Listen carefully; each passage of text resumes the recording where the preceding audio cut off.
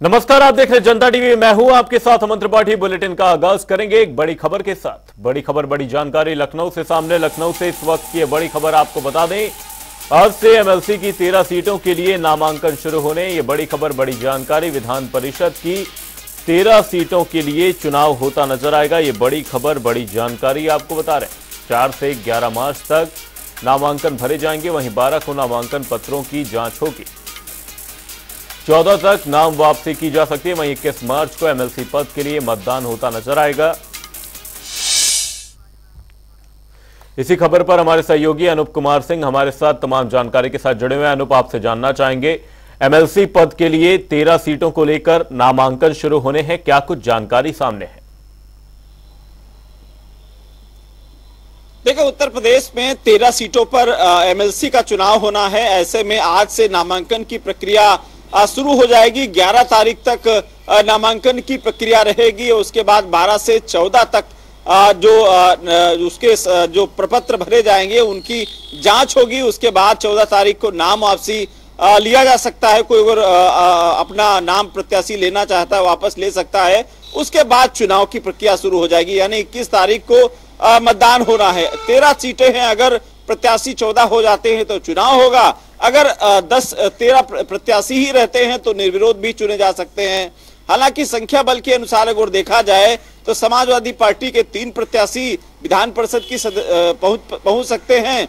और भारतीय जनता पार्टी की बात करें तो उसमें उनके 10 प्रत्याशी चुने जा सकते हैं। ऐसे में क्योंकि लगातार आपने भी राज्यसभा के चुनाव में देखा था कि 10 सीटों पर 11 प्रत्याशी चुनावी मैदान में थे। ऐसे में चुनाव वहां पर कराना हुआ और उसके बाद 8 प्रत्याशी जो राज्यसभा के वो भारतीय जनता पार्टी के जीत गए।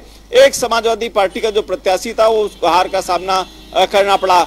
ठीक उसी प्रकार से एमएलसी का जो चुनाव है, हालांकि तैयारी पूरी हो चुकी है। आज से नामांकन प्रक्रिया शुरू हो जाएगी। जो प्रपत्र हैं, पर्चे हैं, वो खरीदेंगे प्रत्याशी।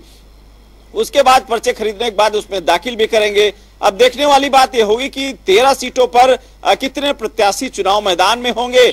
और दोनों पार्टी, क्योंकि इस बार कांग्रेस के पास संख्या बल नहीं है, बीएसपी के पास संख्या बल नहीं है, एक ही विधायक है। इस वजह से 2 पार्टियों के कोई भी प्रत्याशी चुनाव मैदान में नहीं आ सकते हैं। जरूर निश्चित रूप से कांग्रेस या बीएसपी एक दूसरे को यहाँ भारतीय जनता पार्टी की मदद करते नजर आएंगे या फिर समाजवादी पार्टी की। अभी राज्यसभा चुनाव में आपने देखा भी होगा कि बीएसपी का जो विधायक थे उमाशंकर, वो भारतीय जनता पार्टी को प्रत्याशी को समर्थन करते नजर आए थे। और कांग्रेस का जो विधायक थे वो समाजवादी पार्टी को। निश्चित रूप से ये जो एमएलसी का चुनाव इसमें संख्या बल के हिसाब से देखा जाएगा किस पार्टी किस तरीके से उसमें काम करेगी। हालांकि अभी देखने वाली बात होगी क्या राज्यसभा चुनाव की तरीके से समाजवादी पार्टी में भाजपा सेंध लगाने का काम कर पाएगी या नहीं कर पाएगी। कितने प्रत्याशी भारतीय जनता पार्टी अपने इस चुनावी एमएलसी के पद पे उतारेगी। उसके बाद क्योंकि इसके बाद लोकसभा चुनाव भी है, तो ऐसे में भारतीय जनता पार्टी कोशिश करेगी कि समाज से वो उन वर्गों को विधान परिषद में पहुंचाएगी जिनका एक रुतबा है, एक उनकी पहचान है, लोकप्रियता है, जिसके कारण उनको लोकसभा चुनाव में फायदा भी हो। जी, विधान परिषद की 13 सीटों के लिए नामांकन भरा जाना। बहुत बहुत धन्यवाद अनूप तमाम जानकारी के लिए। लोकसभा चुनावों से पहले एमएलसी के ये चुनाव होते नजर आएंगे। एमएलसी की 13 सीटों के लिए नामांकन शुरू हो चुका है। 4 से 11 मार्च तक नामांकन भरे जाएंगे।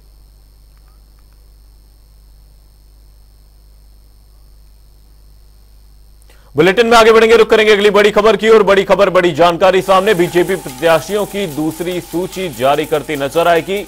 ये बड़ी खबर, बड़ी जानकारी आपको बता दें, 8 मार्च को बीजेपी द्वारा दूसरी सूची जारी की जानी है।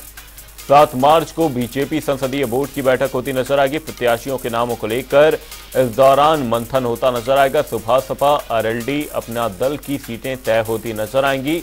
वहीं बिजनौर बागपत सीट आरएलडी को दी जा सकती है। अमरोहा सीट पर भी दावेदारी पेश करती आरएलडी नजर आ रही। सूत्रों के हवाले से खबर है। ये बड़ी खबर, बड़ी जानकारी सामने। बीजेपी अपने प्रत्याशियों को लेकर दूसरी सूची जारी कर सकती है। 8 मार्च को दूसरी सूची जारी करती नजर आएगी भारतीय जनता पार्टी। साथ ही आपको बता दें 7 मार्च को प्रत्याशियों के नामों को लेकर मंथन होता नजर आएगा। सुबह सपा आरएलडी अपने दल की सीटें तय हो चुकी हैं। बिजनौर बागपत सीट आरएलडी को दी जा सकती है। इसी खबर पर हमारे सहयोगी टीएन मिश्रा तमाम जानकारी के साथ हमारे साथ जुड़े हुए हैं। टीएन मिश्रा जी, आपसे जानना चाहेंगे, भारतीय जनता पार्टी दूसरी सूची जारी कर सकती है, लेकिन इसी बीच जो जानकारियां सामने आ रही हैं, आरएलडी को किस तरह से सीटें देनी है, वहीं अन्य प्रत्याशी किस तरीके से चुनावी मैदान में होंगे, क्या कुछ जानकारी है?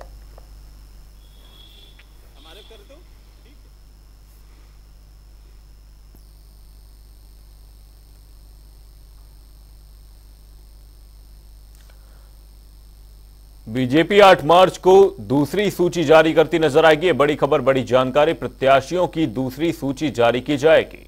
7 मार्च को बीजेपी संसदीय बोर्ड की बैठक होनी है। ये बड़ी खबर, बड़ी जानकारी आपको बता दें, प्रत्याशियों के नाम को लेकर मंथन होता नजर आएगा।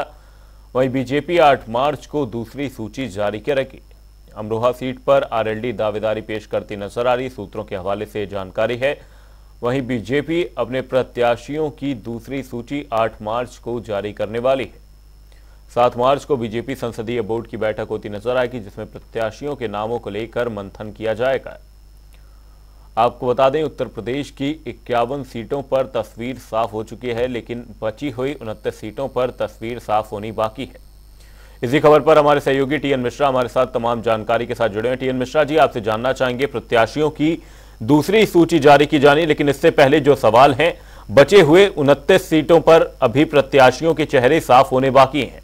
साथ ही किस तरीके से यहां पर आरएलडी को सीटें दी जाएंगी, इसे भी लेकर मंथन होना है। क्या कुछ जानकारी सामने है? देखिए, लगातार अमन क्या है कि भाजपा मंथन में जुटी हुई है। वो सहयोगी दलों को भी साधना चाहती है, किसी तरह किसी को नाराज भी करना चाहती है और अपनी सीटें बरकरार भी रखना चाहती है। क्योंकि ज्यादातर देखिए, अब क्या अपना दल भी जो उसकी है वो 1 से 2 सीट तक सिमट रह जाएगी। सुभाषपा को 1 सीट मिलेगी, निषाद को 1 सीट मिलेगी, लेकिन अब आरएलडी की बात है तो आरएलडी को भी 2 सीटें मिल तय हैं और इसके बाद भाजपा की अपनी सीटें हैं। कुछ चेहरे बदले भी जाने लग रहे हैं, जैसे जो है हर्षवर्धन सिंह का है तो ये नया प्रत्याशी आ जाएगा, तो स्वाभाविक है कि जो तमाम चीज बदलेंगी तो वो नए प्रत्याशी आएंगे और नए प्रत्याशी भी कुछ इसलिए बदलेंगे कि पुराने से कई जगह पे लोगों में अभी जो जब इनका सर्वे किया गया तो तमाम जगह लोग असंतोष है कि असंतुष्ट है कि सांसदों ने अच्छा काम नहीं किया है। तो जो सांसदों ने सही काम नहीं किया है तो बीजेपी कोई रिस्क नहीं लेगी और उनकी जगह पे नए चेहरे भी उतारेगी और अपने जो है सहयोगी दलों को भी साधेगी। जातिगत समीकरणों को भी देखा जा रहा है। तो इन मुद्दों को लेकर के लगातार मंथन चल रहा है। जो 8 संभावित है कि 8 मार्च को जो सूची आए तो उसमें समायोजित संकलित सारी सूची आ जाएगी और क्योंकि चुनाव का समय अब नजदीक है तो भाजपा ज्यादा समय भी नहीं लगाएगी अपने सूची तय करने में। अपने अंदर खाने की बात अगर माने तो ज्यादातर नाम तय हैं कि किनको किनको बताया जाता है, लेकिन इतना जरूर है कि भाजपा जो सूची लाएगी तो जिताऊ उम्मीदवार होंगे। कि 80 से 80 सीटें जीतने का लक्ष्य है तो जिताऊ उम्मीदवार नहीं होंगे तो वो जो है वो कैसे सूची जीत पाएगी। दूसरी चीज ये है कि जो उनके जो विपक्षी हैं वो भी लगे हुए हैं अपनी सूची लाने के लिए, लेकिन विपक्षी भी उस तरह से उतना आक्रामक सूची नहीं ला पाए जैसे भाजपा ले आई है। भाजपा ने पहली सूची में साबित कर दिया है कि जिताऊ उम्मीदवार लाई है और ज्यादातर पुराने चेहरों पर भी दांव लगाए हैं। चाहे लखनऊ से रक्षा मंत्री राजनाथ सिंह की बात हो, चाहे अमेठी से स्मृति ईरानी की बात हो, इन लोग सबको टिकट देकर उसने साबित कर दिया है कि वो अपने पुराने लोगों में भरोसा कर रही है।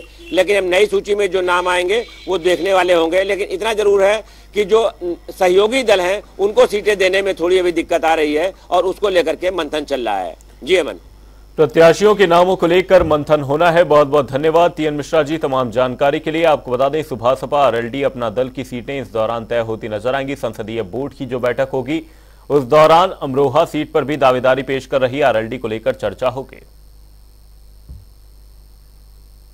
बुलेटिन में रुकेंगे एक छोटे से ब्रेक के लिए। ब्रेक के उस पार खबरों का सिलसिला लगातार है जारी। ब्रेक के बाद आपका स्वागत है। आप देख रहे हैं जनता टीवी। रुक करेंगे अगली खबर की ओर। बड़ी खबर, बड़ी जानकारी अयोध्या से सामने। अयोध्या से इस वक्त की बड़ी खबर आपको बता दें, मध्य प्रदेश कैबिनेट अयोध्या दौरे पर आने वाला है। 65 सदस्यीय डेलीगेशन अयोध्या पहुंचेगा। हनुमानगढ़ी के बाद रामलला के दर्शन करते मध्य प्रदेश के मंत्री नजर आएंगे। बड़ी खबर, बड़ी जानकारी आपको बता दें, मध्य प्रदेश कैबिनेट अयोध्या दौरे पर रहने वाला है। 65 सदस्यीय डेलीगेशन अयोध्या दौरे पर रहेगा। आपको बता दें, पहले हनुमानगढ़ी के दर्शन करेगा डेलीगेशन, जिसके बाद फिर रामलला के दर्शन करता नजर आएगा। ये बड़ी खबर, बड़ी जानकारी। इसी खबर पर अयोध्या से हमारे सहयोगी बीएस लाठी तमाम जानकारी के साथ हमारे साथ जुड़े हुए हैं। बीएस लाठी जी, आपसे जानना चाहेंगे, मध्य प्रदेश का कैबिनेट अयोध्या दौरे पर रहने वाला है, क्या कुछ जानकारी सामने है? जो एमपी के सीएम है मोहन यादव, वो कल ही लखनऊ आ गए थे और उनका जो डेलीगेशन है वो 65 सदस्य जो डेलीगेशन के साथ मंत्री है, विधायक, ये 2:15 बजे अयोध्या पहुंचेगा। जो राजकीय विमान है ये महर्षि वाल्मीकि एयरपोर्ट में पहुंचेगा और सरकार और संगठन की तरफ से अयोध्या के सांसद लल्लू सिंह रहेंगे और शैलेंद्र सिंह कोरी जो कैबिनेट मंत्री हैं वो रहेंगे और उनके साथ केंद्रीय मंत्री नारायण राणे भी रहेंगे। तो ये जो एमपी की जो टीम है, एमपी के जो मुख्यमंत्री हैं वो कल ही आ गए थे और एमपी के जो और बाकी लोग हैं वो राजकीय विमान से 2:15 बजे अयोध्या एयरपोर्ट पर उतरेंगे। उनके साथ स्वागत के लिए जिला प्रशासन ने पूरी तैयारी की है और वहां से निकल करके सबसे पहले वो हनुमानगढ़ी दर्शन करेंगे। हनुमानगढ़ी दर्शन करने के बाद वो सीधा भगवान रामलला के दरबार जाएंगे और वहां से फिर अपने वापस एमपी को जाएंगे। अमन यहाँ जो सरकार की तरफ से स्वागत में लल्लू सिंह से लेकर संगठन की जो नेतृत्व है वो भी लगाए गए हैं। तमाम लोग हैं जो बीजेपी ने पूरी तैयारी की है और जिला प्रशासन ने पूरी तैयारी की है और सारे अधिकारी एयरपोर्ट पे मौजूद हैं। बस इंतजार है तो कैबिनेट का और डेलीगेशन जो आने वाला है एमपी का। जी अमन जी, मध्य प्रदेश का डेलीगेशन अयोध्या दौरे पर रहने वाले। बहुत बहुत धन्यवाद बीएस लाठी जी तमाम जानकारी के लिए। अयोध्या दौरे पर रहेगा मध्य प्रदेश का कैबिनेट।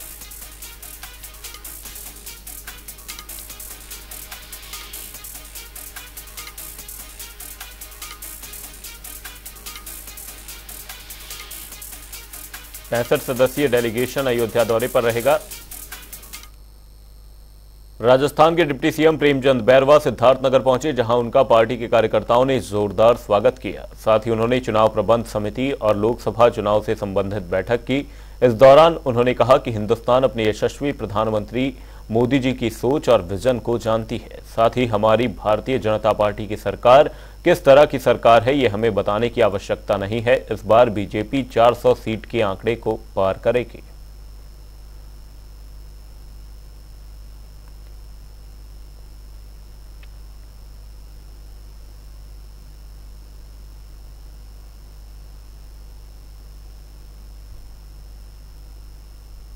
राजस्थान की तैयारी जिस तरह से माननीय हमारे यशस्वी प्रधानमंत्री जी के जो 10 साल पूरी राजस्थान की जनता ने, पूरे हिंदुस्तान की और विश्व की जनता जानती है कि किस तरह का उनका कार्यकाल रहा है और किस तरह से उनकी सोच और उनका विजन है, उसको सकारात्मक करने के लिए हम लोग सारे राजस्थान के नहीं अपितु पूरे हिंदुस्तान में माननीय मोदी जी पर विश्वास है और उनका साथ देने के लिए पूरी जनता आतुर है। निश्चित रूप से भारतीय जनता पार्टी राजस्थान में 25 की 25 सीटें आएगी, लेकिन मैं यहाँ यूपी में बैठा हूँ, मैंने यूपी में भी देखा तो निश्चित रूप से भारतीय जनता पार्टी के पक्ष में ज़्यादा से ज़्यादा नहीं, पहले से बहुत कहीं ज़्यादा उम्मीद है हमारे पास। कितनी सीटें इस बार जीतने की उम्मीद है? देखो, हम कम से कम 400 पार हमारी सीटें जो लेके चल रहे हैं। निश्चित रूप से ये हिंदुस्तान की जनता, भारतीय जनता पार्टी हमारे माननीय नरेंद्र मोदी जी का और हमारे जेपी नड्डा जी का साथ देगी और निश्चित रूप से